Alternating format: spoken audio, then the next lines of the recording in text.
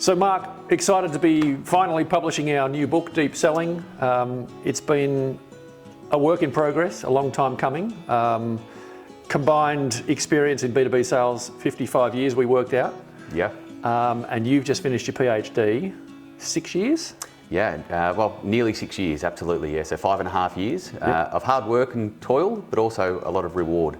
And so a lot of your research, combined with a whole lot of additional global thought leaders research, has gone into this thing, right? Definitely, yeah. So 5 years of research into digital transformation in the sales profession. Yeah.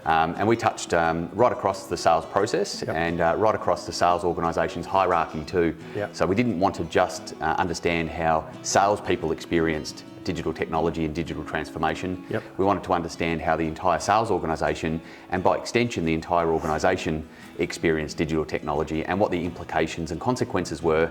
And I guess next was trying to work out what we could do better and how we could make this product successful. And so diving into all sorts of models and frameworks, best practice, who's doing it well, who's not doing it well, all of that stuff? Yeah, definitely. And I mean, there was a comprehensive literature review where I essentially looked at more than 60 years worth of academic literature, academic and practitioner literature on digital transformation and digital technology in sales.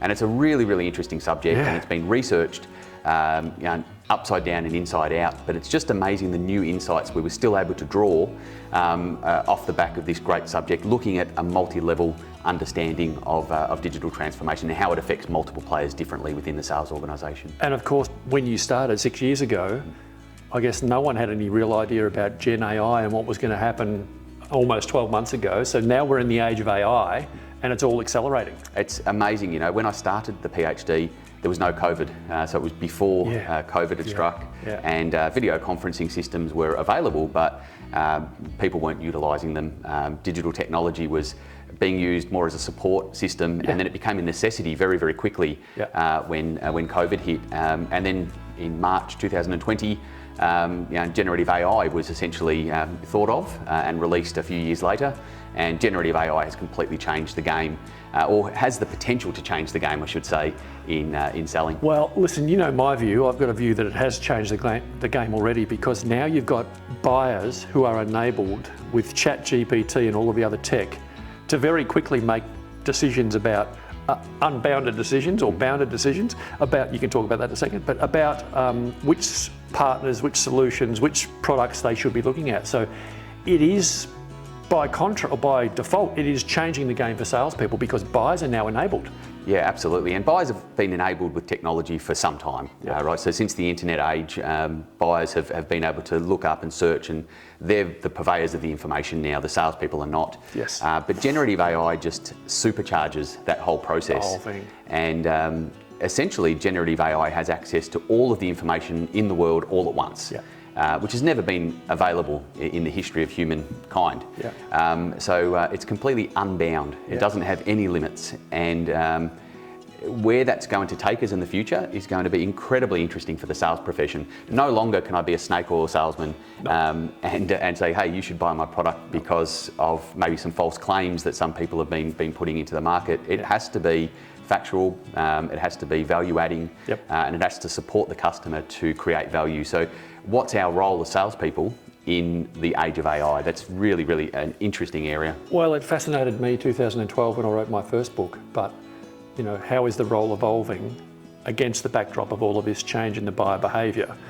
And I know that the book is jam-packed full of all sorts of facts and figures and research and analyst reports, and you know, when you look at what people like KPMG are saying about the new generations that are coming through, so the millennials, Gen Y, Gen Z, 55% of them now prefer a seller-free experience. So the people that we're selling to would rather not be talking to us as salespeople. They'd rather just self-serve. Yeah, and I mean, it's a huge challenge, but it's also a huge opportunity as well. I think there's a theoretical concept called ambidexterity, which I think is really interesting when it comes to digital ambidexterity. Ambidexterity, as you know, ability to use left and right hand or left and right foot. In sales, it refers to being able to sense what your customer wants from you and being able to adapt very quickly. So some customers just want a very simple, fast transaction that can be facilitated by digital technologies. Other customers need and want you to help them to solve a problem, and they need to help. You need to help them to create value. Yeah. And it's a very different mindset. But salespeople these days need to be able to do both. They need to be ambidextrous. Of course they do. The profile of the salesperson has now changed dramatically from the good old days of the quota crusher, the rainmaker, you know, the snake oil salesman, as you said. That model or that stereotype of a salesperson has shifted to what is now almost more of an extroverted problem solver, a teacher, a data analyst, someone that can really, you know, drill down into certain problems and help the buyer get the solution they need, right? It's such an interesting area. So, I mean, can you think of another profession that has so many simultaneous demands as than sales? And changes, yeah. Absolutely. Yeah. So, sellers need to stay abreast of this information, what technology is doing and what the buyer is doing with technology in order to not even stay ahead of the game. They need to be in the game, to be at the table. You need to stay abreast of these changes. I know you and I had a lot of debate. We had some robust discussions when we were writing this about how far do we go into, you know, operational leadership changes and how that impacts the frontline seller. But one thing I'm certain of when I'm out there talking to buyers and, you know, our buyers at Sales Tribe and whatnot is that if you don't get the top-down buy-in for change, then you find yourself working with companies that are still doing sales the way they were 5 years ago, 10 years ago. Because the sales leader or the C-suite still thinks, just do more, just make more calls, send more emails, just, you know, more equals more. So we often find now that the biggest challenge or resistor of change is more likely to be the senior leaders who still think sales is the only department that should never change. And I don't understand it. And it sounds like madness. And there's this theory that nobody gets fired for telling people telling salespeople to see more customers or running a standard traditional playbook, which is all about numbers. Correct. But maybe they should, because today's game doesn't really require. It's a completely changed dynamic. It is. The buyers have changed, the sellers have changed, and we have to all change and adapt at an organisational level too. Correct. It's just not good enough for a salesperson to change, but it needs that backup, the culture to change, the management devices to change. Culture's a big one. Absolutely. Culture's a big one. You see these organisations that are hyper-growth companies, it's all about the culture that they're putting in place. And the culture has to be around the buyer, buyer outcomes, right? Absolutely. Buyer centricity. How do we measure all of that now? Good question, and we've got lots of insights in the book, as you know. Customer centricity is really about trying to make your customer successful. Yes. All right. So customer success is a huge driver or a huge measure. So how do you measure customer success?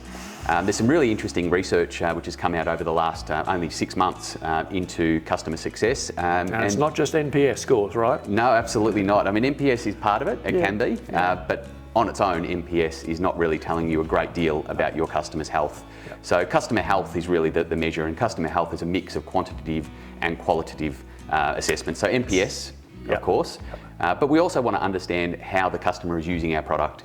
Are they getting value from our product as well? And there are a number of digital technologies and technology implementations that you can use to actually measure this in real time. And that's really interesting and important, and also mentioned and talked about in our book. Yeah, the analytics and the dashboards that are created about, you know, product adoption and product usage and all of that stuff becomes critical, doesn't it?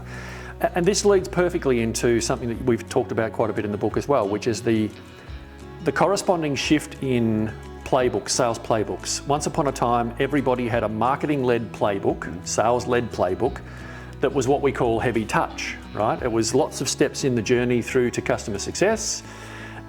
Marketing generally generates a lead of some sort. It's handed over to an SDR who does the qualifying, then it's handed over to a BDR who does the next piece, or a BDM, whoever.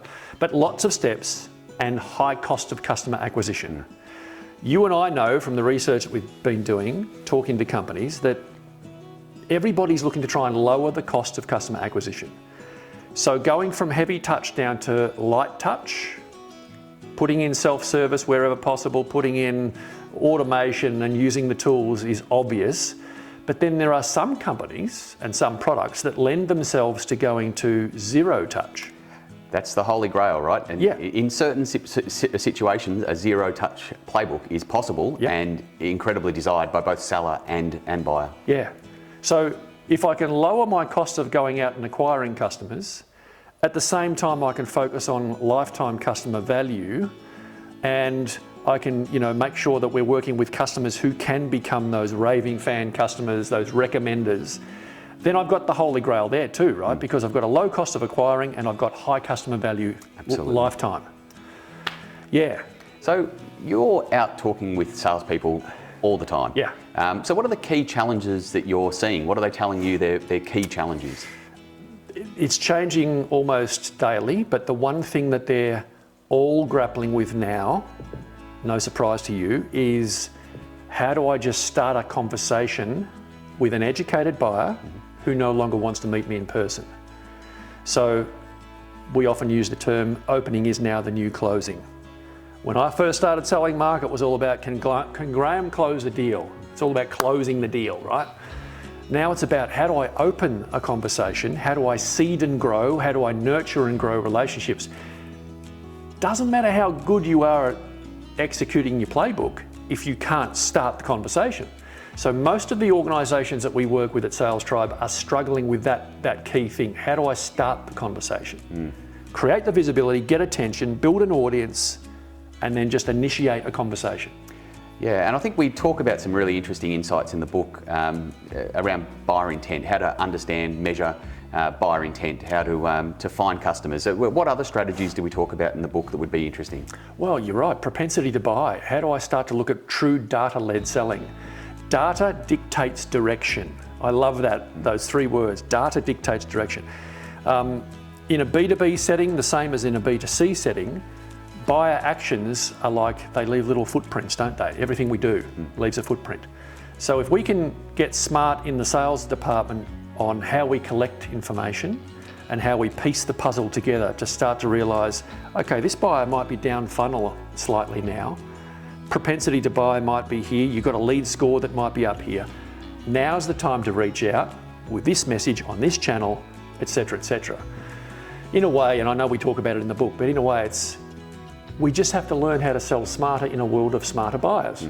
The buyers are enabled, they're being much more sophisticated, we have to do the same. That's brilliant. And you talk in the book about a new concept, which is near-bound. Yeah. And near-bound is such an interesting, it's a logical place that we need to get to, right? Tell us about near-bound. Well, it goes to the whole word of deep, right? I know from 33 years of sales experience, the best customers I ever had were the ones that I went deep with. And by deep, I mean, I became their trusted advisor.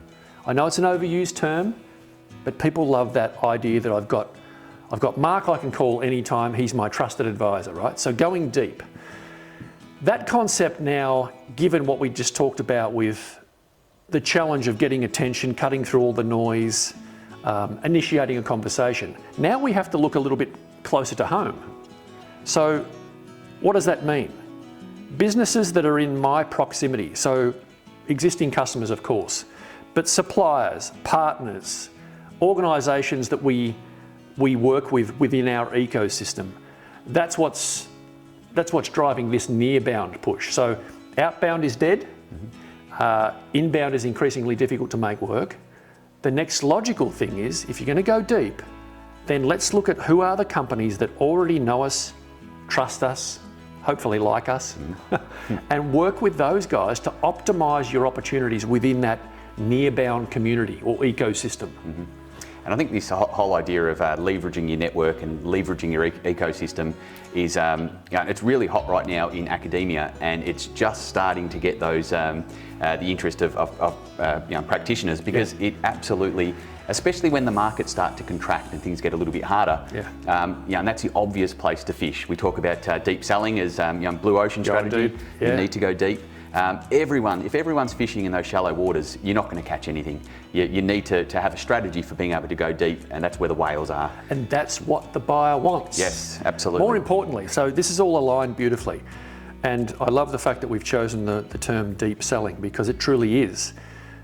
The buyers said to me when I did my research for my first book in 2012, they said, Graham, we want lifetime customer value, we want partners, not suppliers, we want to do more business with less vendors. They want the deep relationship. So if you are working closely in a near-bound ecosystem, then you're giving the buyer what they want, and ultimately, what are we trying to achieve? Raving fans. Absolutely, absolutely. And I think this whole idea of customer centricity, which, at the end of the day, digitalisation, absolutely, this book is about digitalisation and how to do digitalisation in a sales organisation. Yeah. But it starts with the customer. It does. And trying to accelerate these bad habits that we've all learnt is just not the right way of doing things. I mean, that's been proven, not only in practice, but it's been proven in theory and academically as well, that customers don't want to be sold to this way. They want to, they want to have these relationships that create value, and value-based selling is a topic that we talk about in the book. True value-based selling. Correct. True value-based selling is, and quite often we're required to diagnose these fuzzy and ill-defined latent needs that a customer has. They don't know what the problem is, right? No. So we need to be really good at sensing and understanding and really going deep. You can't find those latent needs sitting in the shallows. No. You have to be deep. Mile wide, inch deep, exactly. It's a how-to book, right? I think most people that would read this book understand the problems and the challenges. What we've outlined here are the models and the frameworks that you now need to do or to put in place for how to get to that next step. So tell us about some of the benchmarking and the models that we've got in there as well, and how they can help. Yeah, absolutely. And I mean, this is critical. We didn't want this to just be another book about rhetoric, about there's a failing sales profession. This had to be a book which was full of frameworks and research-backed frameworks that work. So we've looked at a number of conceptual frameworks, maturity models being one. In this book, you can there's a framework which helps us to analyse where we sit in terms of today, in terms of how deep we are with our customers, our customer centricity, also our digital technology readiness and maturity. And this is important because you can have a lot of digital technologies in use, but if your organisation is not ready for them, there's an issue. Correct. Likewise, you can be very ready for technology and have great processes, but not be digitally mature enough. And that's also a problem. So we kind of address these issues, and we give you a model for not only, I guess, understanding where you sit right now, but for where to get to where you want to be. And you and I know enough about this now, having run change programs, to know that it's all very well to work out where am I today, and here's where I'd like to be, but how do I put an incremental change program in place to get me from point A to point B? Yeah, absolutely. And these change programs, they're difficult because they really, they need to be attacked at a cultural level. I mean, you say it best when you say it's about mindset, skill set and tool set. And it really is. You need the three elements, and just putting tools into a business, I mean, we say a fool with a tool, still a fool. So having a process for being able to do this and attack it at a cultural level, a structural level, a process level, and a technology level is really the framework that we're looking at. So we've got 4 elements to our framework. So our readers can expect to see frameworks and models about, the maturity, the customer centricity element, the digital maturity, how to get from point A to point B. They can see benchmarking and all sorts of other ways of measuring where you are, and the step-by-step approach to take to get them ready for the future that's already here. Absolutely, it's here already, and I mean, if you're not doing this, you're going to be behind the 8 ball. You're not going to be invited to the table because your buyers will be out talking with people that already are. Yeah. What's that old thing? If you don't like change, you're going to like irrelevance even less. Correct. Very good. Well, listen, I'm excited to see where this book goes, and thanks again, mate, for the collaboration. It's been an awesome 4 years of work together. Absolutely, and likewise, and hard work, but it's amazing working with someone of the calibre of yourself, with the organisations that you've worked with. I think that what we've got to offer in this book together is really going to hit a mark. I think people are going to be really excited and interested, and going to see this of big value. I hope so, yeah. Academic, the research, all of the work you've done combined with the real work activity that we've been doing for the last 8 years, it's hopefully highly valuable. I'm sure it is. Good on you, mate. Great stuff. Thanks, Ryan. Awesome.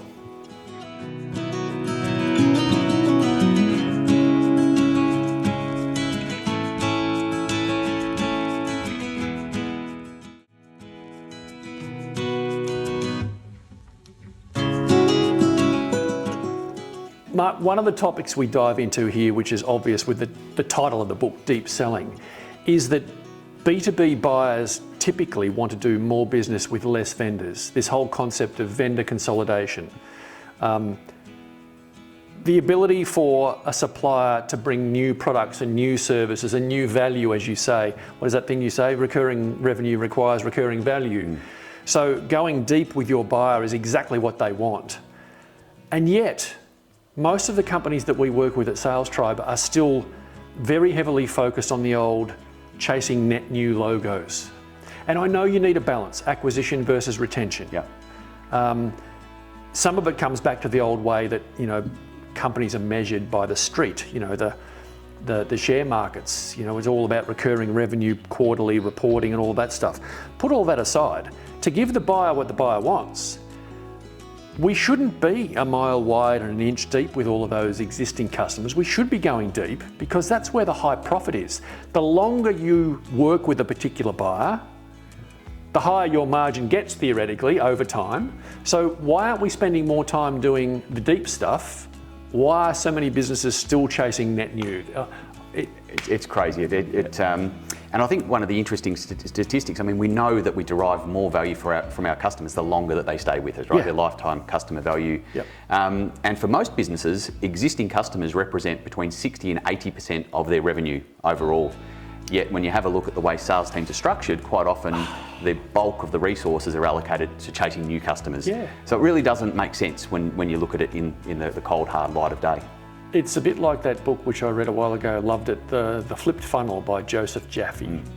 He talked about the fact that traditional funnel is flawed. Encouraging sellers to just put as much stuff in the top as you can ends up with pipeline constipation, yes. Right? You end up with bloated funnels and a whole lot of rubbish in the funnel that shouldn't be there in the first place.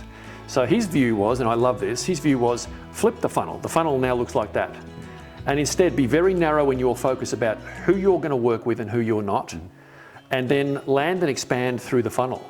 So the funnel looks like that. Yeah, absolutely. It makes so much more sense. And in my early days of consulting, that's pretty much what I looked at. I would go into organisations and say, give me a look at your pipeline. Yep. I would normally have to extract that data myself. Yep. And I would find a funnel that looked like the constipated, it had lots and lots of information going in, lots of leads, lots of opportunities. Yep. But they got stuck because the salespeople were measured on what went into the pipeline, and yes, they were measured on what went out. Yes. But there was just so much of a bloat in the middle of that pipeline that it was almost impossible to get through all of those leads. And that leads to forecasting inaccuracy, right? As the sales leader running that kind of model, it's almost impossible to have an accurate forecast because you just can't get the conversion through the funnel that you need. Whereas if you've got that kind of flipped funnel mindset, and you're working only with good fit customers who you know can take the journey with you, then you can start to plan your business more effectively. Absolutely. And it goes further than that though. If you're rewarding salespeople for the wrong behaviours, then immediately you're getting further away from your goal than closer. It's so that's a major problem. And I think the idea of the flip funnel is fantastic because we think about creating value and customer success and how we create value for our customers. If we're getting the right customers into the funnel and talking to them the right way and talking about the value that we can create over the life cycle at the start, correct. We're going to have a much better solution and relationship with them long term. And listen, don't get me into the whole how we reward and measure and manage the salesperson, because in most businesses still to this day, it's monthly, quarterly quotas, monthly, quarterly commission, which you and I know does often, not always, but does often drive the wrong behaviour. Yeah. It certainly doesn't drive buyer-centric behaviour. Yeah, correct. And we do get heavily into this, as you know, in the book. And I think some specific ways. And yes, we have a mix of traditional and new age measures. And I think a balance between these measures is really important in order to get the best result, not only for our organisation, but for our customers' organisation.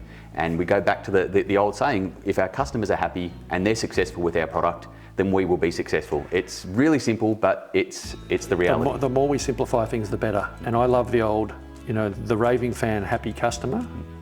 3 reasons why you want to chase them. They repeat purchase, they stay with you longer, and that's the group of people who tell others about how great it is to deal with your company. Absolutely. Raving fans. Yeah. That's what it's all about. Absolutely.